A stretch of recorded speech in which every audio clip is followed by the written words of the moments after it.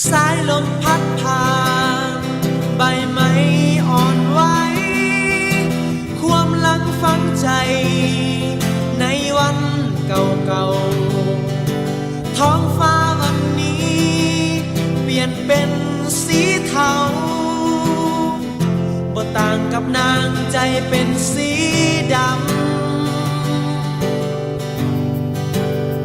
หนทางยังไกลหาภัยเป็นเพื่อนขาดคนคอยเตือนใจยิ่งสับสนสองขาอ่อนแอยอมแค่สายฝนต้องยอมทุกข์ทนในเรื่องผ่านมา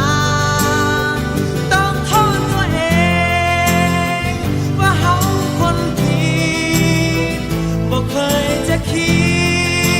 ดว่านางอยากไปน้ำฝนหลั่งมาน้ำตาก็ไหลต้องยืนเสียใจผิดหวังคนเดียวไปเถอะน้องบ่ต้องห่วงใยหมดความอะไรใจน้องเป็นอื่นอยากให้น้อ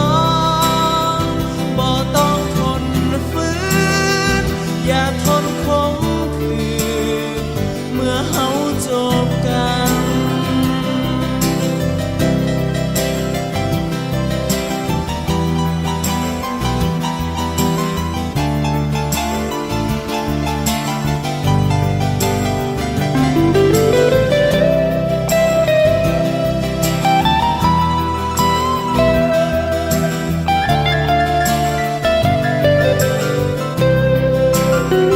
หนทางยังไกล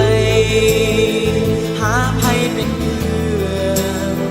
ขาดคนคอยเตือนใจยิ่งสับสนสองขา